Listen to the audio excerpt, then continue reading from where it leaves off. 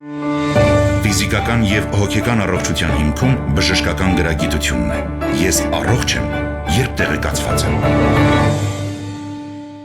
Ողջույն բոլոր նրանց, ովքեր հենց նոր են միացել մեզ, Հանրային ռադիոյի ուղիղ եթերում ենք, ես առողջ եմ հաղորդման շրջանակում, առաջիկա 30 րոպեներին ձեզ համար կաշխատի Լուսի Քոչարյանը, ներկայացնեմ այն բոլոր տարբերակները, որով մեզ կարող եք ունկնդրել, ի հավելումն իհարկե ռադիոհաճախականության, դրանք են arm.radio.am կայքի on-line ռեժիմը, live stream-ի տարբերակը կարող եք եւ լսել եւ դիտել մեզ։ Տեսագրություն, ձայնագրությունները տեղադրվում են այս նույն կայքում, ես առողջ եմ բաժնում, եթե բաց թողնեք ուղիղ եթերը, խնդիր չկա, կարող եք մտնել այստեղ եւ լրացնել ձեր ուզած թեման, ահա այս տարբերակով։ Եվ իհարկե հրավիրում եմ Facebook-յան հարթակ Հայատար գրված Հայաստանի Հանրային ռադիո Facebook-յան էջ, որտեղ մենք տեսանելի ենք կրկին live stream-ի տարբերակով, ընդ որում այստեղ կան նաեւ մեկնաբանությունների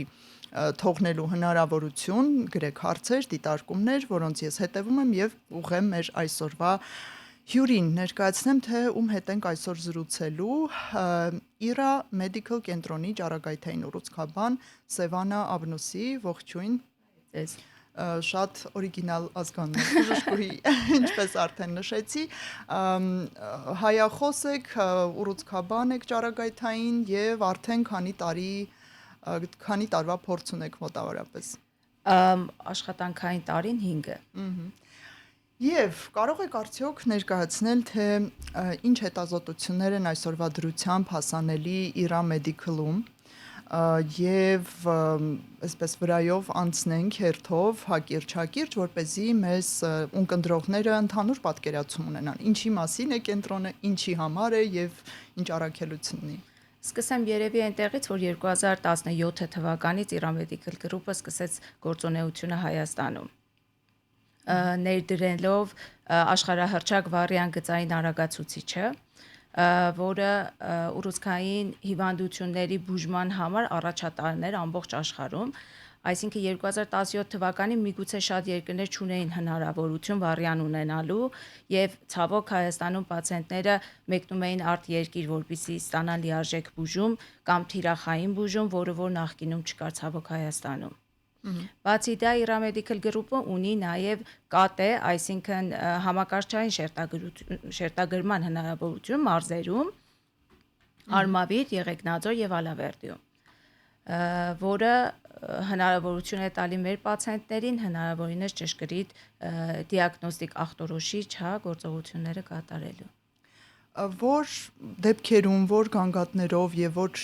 այսպես խնդիրներով առողջական հիվանդություններով կարելի է դիմել ձեր կենտրոն։ Կարող եք ներկայացնել։ Ախտորոշման համար ԿՏ բոլոր բաժանմունքները, որոնք նաեւ ունեն հնարավորություն պետպատվերի սահմաններում կատարել հետազոտությունը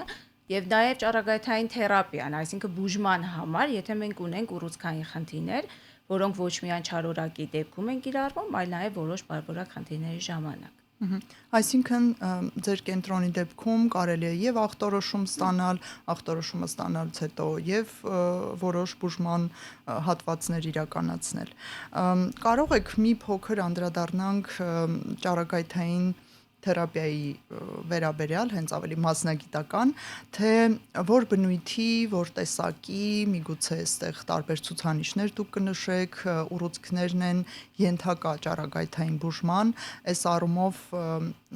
հանրության շրջանակներում տարբեր միֆեր են պտտվում, թյուրիմացություններ էլ կան, արդյոք պետք է թե ոչ, վիրահատության հետ ինչպես են կապակցված, մի փոքր այս մասին խնդրում եմ։ Կնախընտրեմ սկսել այնտեղից, որ ճառագայթային թերապիան կիրառվում է ոչ միայն չարորակ, այլ նաև որոշ բարորակ խնդիրների դեպքում, դա էլ ավելի կմանրամասնեմ մի քիչ ուշ,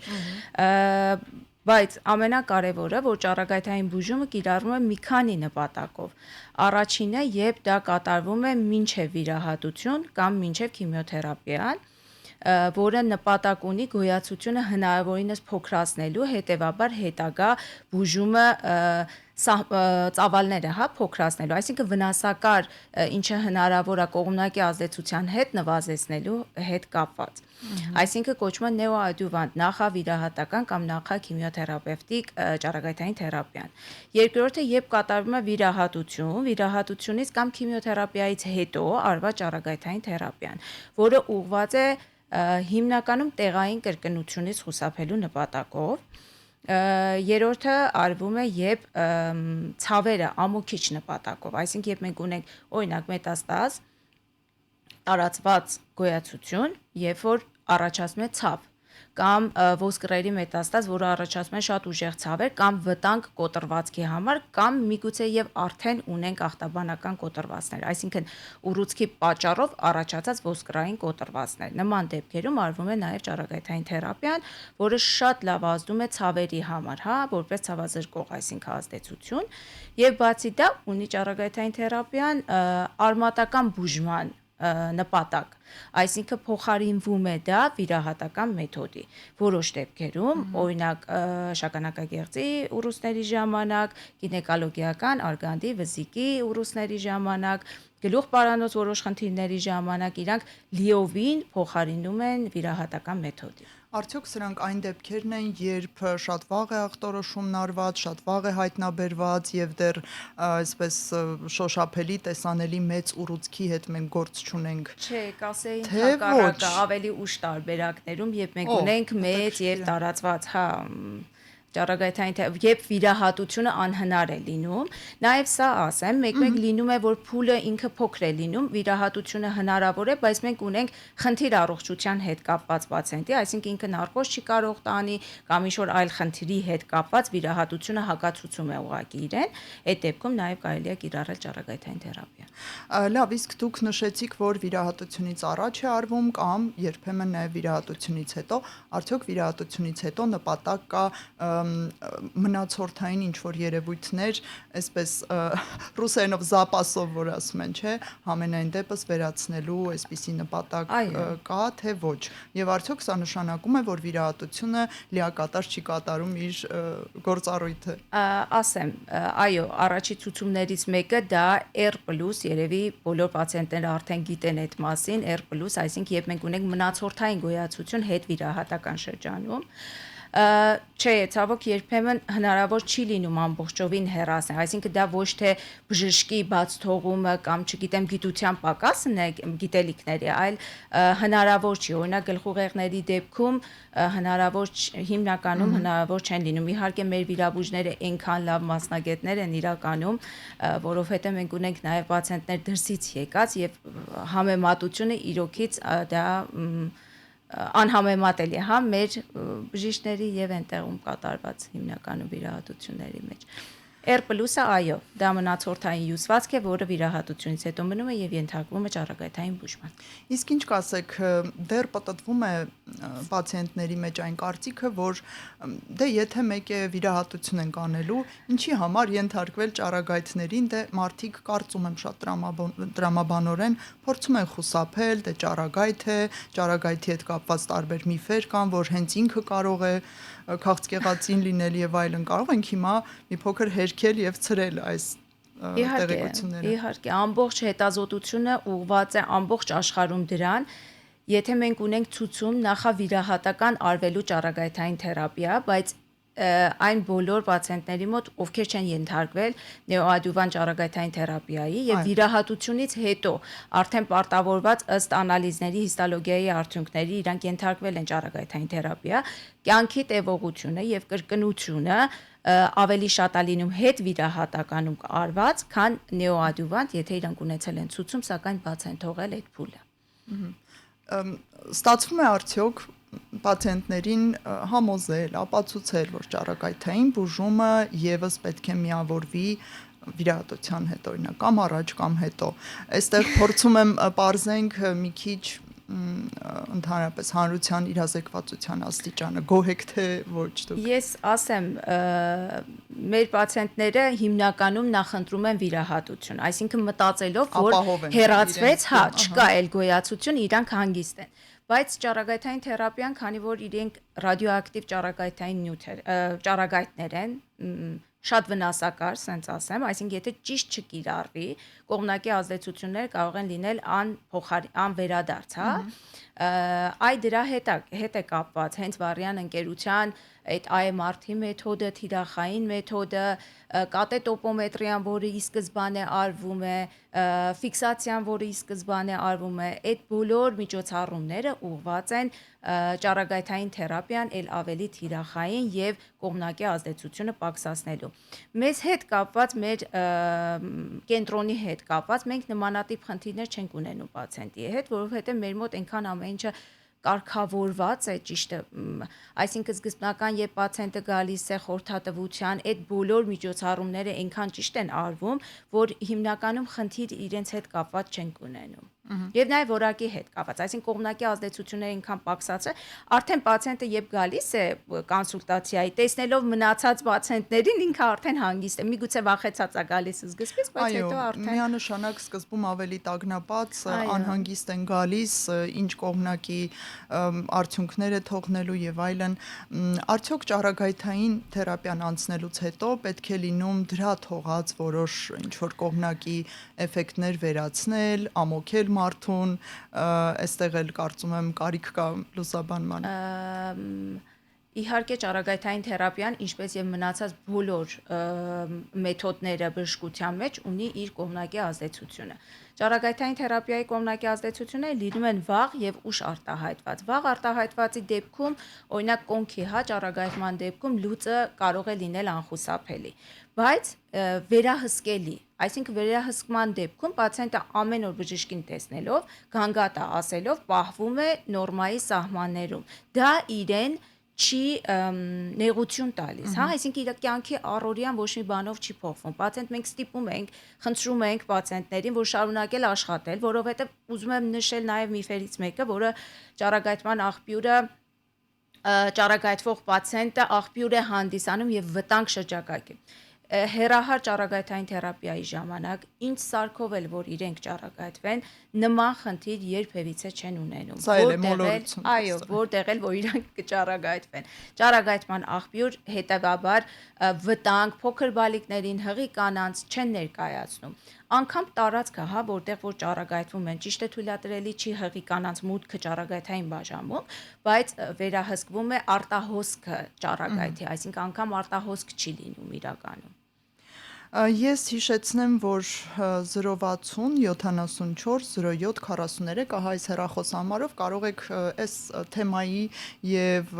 Իրա Մեդիկալ կենտրոնի վերաբերյալ ցանկացած հարցով զանգահարել, եթե ձեզ հետաքրքրեց թեման, եթե դուք գտնում եք, որ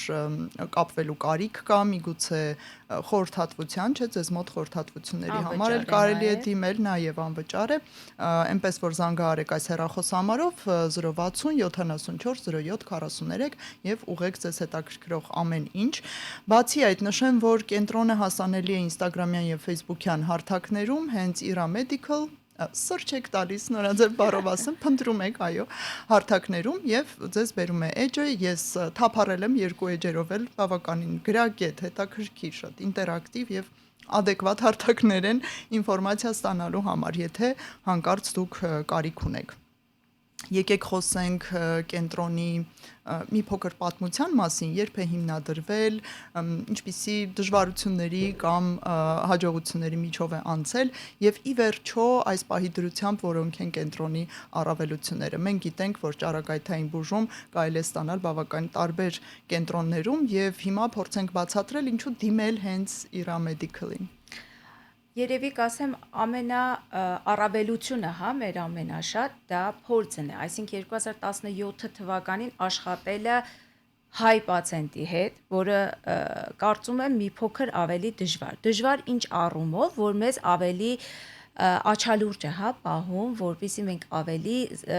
զգուշ, ավելի միգուցե հոգեբանորեն, հա, մեր պացիենտները մի քիչ ավելի ընկճված են մոտենում, երբ առաջի անգամ գալիս են բուժումը սկսելու կամ ընդհանրապես խորհրդակցության։ Մեր մոտ շատ ուրախ է ամեն ինչ։ Տրամադրությունը շատ բարձր է։ Շատ պարադոքսալ է, բայց լավ է, որ ստացվում է։ Իրոք ստացվում է դա մեզ մոտ եւ մենք ունենք յուրաքանչյուր պացիենտի նկատմամբ անհատական վերաբերմունք։ Այսինքն պացիենտը ամեն օր տեսնում է բժշկին։ Արդեն դա մի փոքր հանգստություն է, հա, առաջացնում պացիենտի մոտ։ Այսինքն ճառագայթային թերապիան, ես ասեմ, ի տարբերություն մնացած բոլոր բժշկական մասնագիտությունների, եթե հիմնական դերը ունի բժիշկը, ճառագայթային թերապիայի ժամանակ մեծ թիմ է աշխատում յուրաքանչյուր պացիենտի հետ։ Այսինքն, սկսած բժշկից, երբ կոնսուլտացիա է արվում, որոշում է ինչ թերապիա պետք է արվի, քանի սեանսով պետքա դա արվի, ինչքան դոզա պետքա դա տրվի, հա, այդ ամեն ինչը որոշելուց հետո արվում է բժշկական ֆիզիկը, որը որոշում է, թե ոնց պետք է ճառագայթները ուղղվեն պացիենտին, որպեսզի հնարավորինս քիչ կողմնակի ազդեցություններ առաջանան, տեղակայումը, ինտենսիվությունը եւ այլն, միևնույն ժամանակ ստանա բժշկի ուզած դոզաները։ Դա շատ կարևոր է, մեր մասնագետը փայլուն մասնագետ է, վերապատրաստվել է եւ ավարտել է Կանադայում, այնց որ մենք շատ ուրախ եւ հպարտ ենք իրենով։ Անպայման։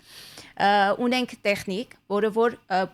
տեխնիկ բուժքույր, ովքեր պարկացնում, ֆիքսում եւ ստուգում են պացիենտին։ Այսինքն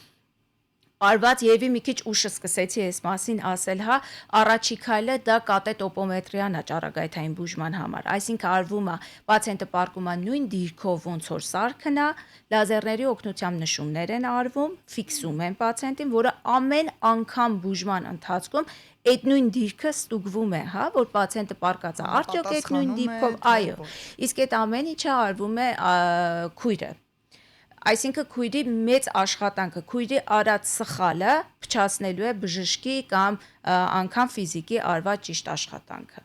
Բացի դա, յուրաքանչյուր պացիենտ, երբ ընդունվեց բուժման համար, մինչ բուժումը սկսելը, որոշվում է դոզիմետրի կոչված գործողությունը, որը արվում է յուրաքանչյուր պացիենտի համար։ Դա շատ պատասխանատու, շատ մեծ եւ մի քայլ ավելացնող, հա, ծանրություն առաջացնող պրոցեդուրա է իրականում բաժնի համար, բայց մենք պարտադիր դա անում ենք։ Դա ինչ է ներկայացնում իրենից։ Մինչև պացիենտի գալը, երբ բուժումը ամբողջովին պատրաստ է, արվում է դոզիմետրի, այսինքն սարք, որը դրվում է պացիենտի փոխարեն, բուժումը իրականացվում է նույն ձև ոնց որ եթե պացիենտը պարկած լիներ, այո, եւ ստուգվում է, արդյոք սարքը ընկալեց այդ նույնքան դոզաներ, ինչքան որ մեզ պետք էր։ Դա շատ կարևոր է։ Դա իջացնում է կողմնակի ազդեցությունները։ Միգուցե շատ լսած կլինեք մաշկի այրվածքը, հա, կրծքագեղձերի ժամանակ, որ առաջացնում է խնդիրներ։ Ցավոք լսում ենք։ Նման դեպքեր մեր մոտ մինիմալի չեմ ասում, որ չի լինում, որովհետև մի քիչ նաև մաշկից էլ է կախված, հա, ձևից, վիրահատության մեթոդից եւ այլն, բայց մինիմալի է հասցված։ Այսինքն ես կարամ ասեմ 90%-ով մեր մոտ նման խնդիր չի լինում։ Այսպիսի նախնական փորձառությունը ինչից է զերծ պահում բուժառուին, այսինքն թույլ է տալիս պարզորոշել հնարավոր սխալները, ինչ որ ռիսկ է շտկելու հնարավորություն է տալիս, հա, ճիշտ ենք պատկերացնում։ Այո, ճիշտ եք։ Ու բացի դա, մինչև պացիենտի սկսելը արվում է ուսուցողական աշխատանք, թե հիվանդը ոնց պետքա պարկի, ոնց պետքա շնչի, ինչ պետքա անի բուժման ընթացքում, նախքան բուժումը սկսելը ինչ պրոցեդուրաներ պետքա պարտադիր արվի եւ բուժումից հետո յուրաքանչյուր օր ինչ պետքա արվի։ Հետևաբար այդ ամեն ինչը եւս նվազեցնում է կողմնակի ազդեցությունները։ Այսինքն ի վերջո յուրաքանչյուր պացիենտի հետ անհատական վերաբերմունքը ես կասեի։ Ստանդարտ բանաձևեր չկան, ինչ որ տրաֆարետային լուծումներ չկան, յուրաքանչյուր բուժառու կամ պացիենտ եզրույթով առանձնահատուկ վերաբերմունք է ստանում։ Մենք մի հետաքրքիր հարց ունենք լսարանից, մեկ այցը ճառագայթային թերապիայի միջինում որքան է տևում եւ ինչ զգացողություններ է ունենում պացիենտը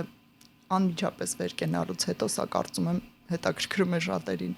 Մեր մոտ կոնկրետ ժամ է ասվում, այսինքն պացիենտը ունի ժամ, ի ժամին գալիս մտնում է բուժումը ստանալու, չի սպասում երբեք, չի նստում։ Լինում են իհարկե դեպքեր, չգիտեմ, հոսանքի հետ կապված կամ սարքի հետ կապված բնականաբար, բայց դրանք շատ հազվադեպ են։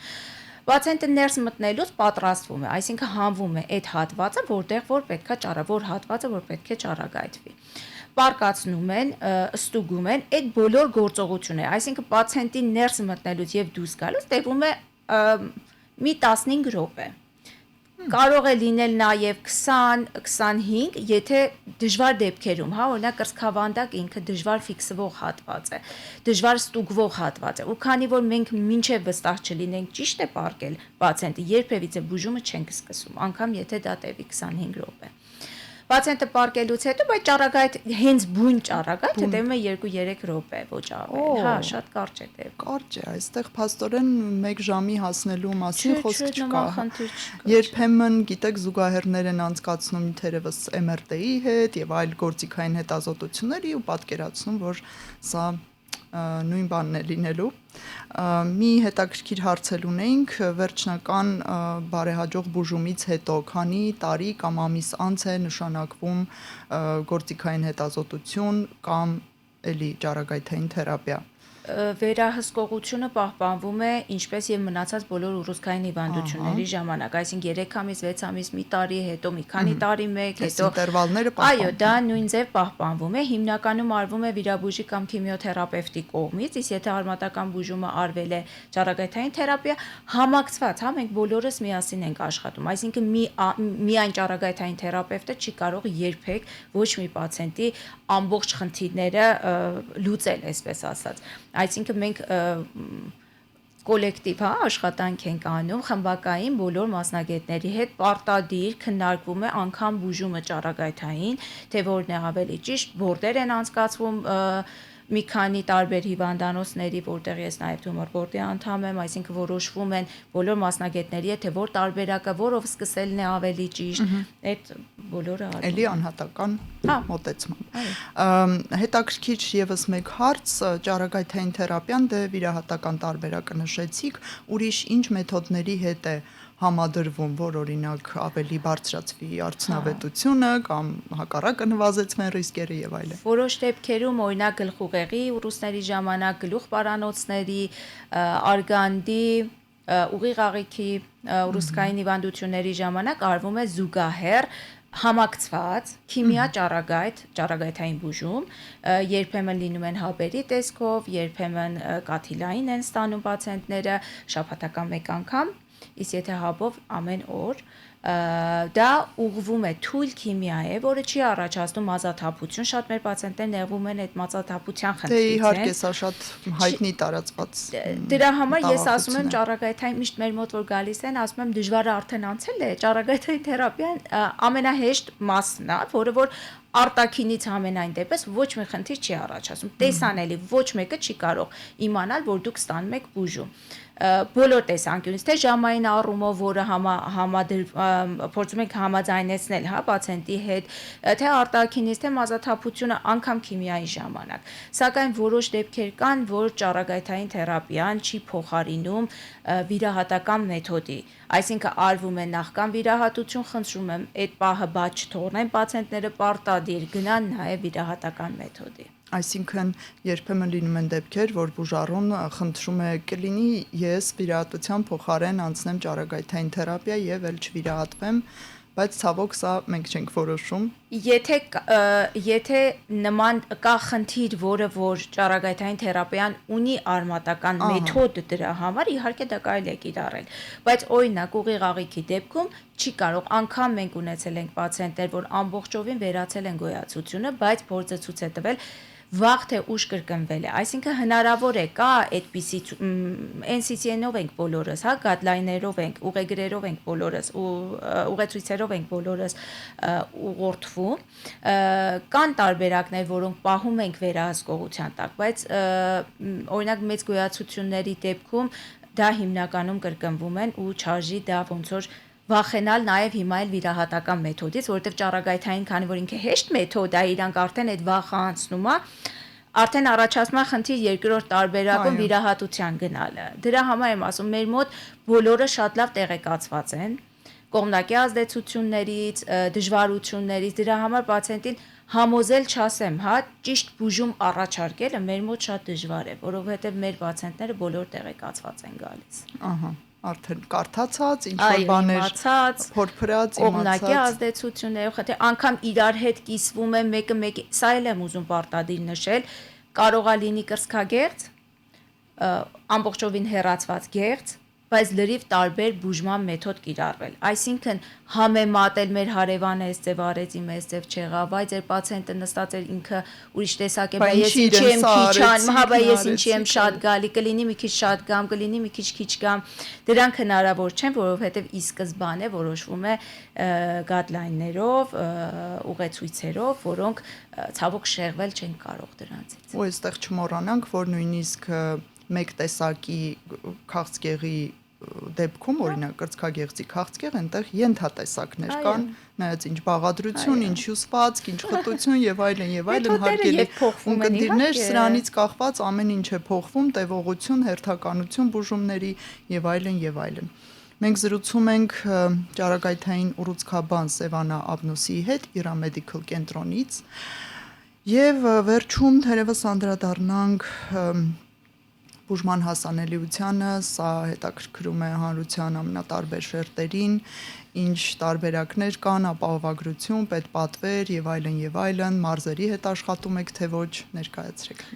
Նախ սկսեմ երևի մեթոդներից, որը կիրառվում է Իրամեդիկալ գրուպում, 3-ն, որը հիմնականում պալիատիվ նպատակով են կիրառվում, IMRT մեթոդը շատ արդեն շոշափվել է այս մեթոդի հետ կապված առավելությունները, որոնք թիրախային բուժում են, կողմնակի ազդեցությունները հիմնականում պակսեցնում են IMRT մեթոդի կիրառումը եւ նաեւ էլեկտրոնների կիրառումը, որոնք հիմնականում կիրառվում են մաշկի ուռուցքային հիվանդությունների ժամանակ, երբ մակերեսային է պետք, այսինքն անգամ աչքի կողքը քթի վրա եղած գոյացությունների դեպքում աչքին վնաս չի առաջացնում ճառագայթը նման դեպքերում էլեկտրոնների ճիշտ կիրառման ժամանակ։ Իհարկե Իրամեդիկալում բոլոր տարբերակները աշխատում են։ Համավճարը եւս պետական ֆինանսավորմամբ, կարգ ունեցող պացիենտները, այսինքն հաշմանդամություն ունեցող առաջի, երկրորդ եւ երրորդ կարգի հաշմանդամ պացիենտները, սոցպաթետ ունեցող, ապահովագրություն ունեցող եւ նաեւ փարոսով։ Փարոս ունեցող նաեւ, այսինքն փարոսը ոնց էր բացվում։ Կարծում եմ այդ բառով բոլորը այո, փարոսով 28.01 բալից բարձր դեպքում նման տարբերակները բոլորը մեր մոտ բուժվում են պետպատվեր, այսինքն ընդհանրապես չեն վճարում բուժման համար։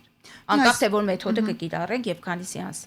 Մի այսպիսի հարց, ինչ հատուկ փաստաթղթերով է պետք ներկայանալ օգտվելու համար այս բոլոր տարբերակներից, եթե մարդը գիտի, որ ինքը հաստատ շահառու է։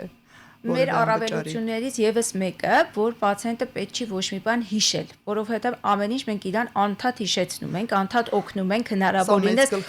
թեթևացնում, այո, հնարավորինս թեթևացնում նախ կապը, որ ունենք դրական եւ լավ կապը մնացած բոլոր հիվանդանոցների հետ, այսինքն թղթաբանական հարց խնդիր մենք չենք ունենում։ Իհարկե տեղեկանքներ երբեմն պետք են լինում, հատկապես փարոսի դեպքում,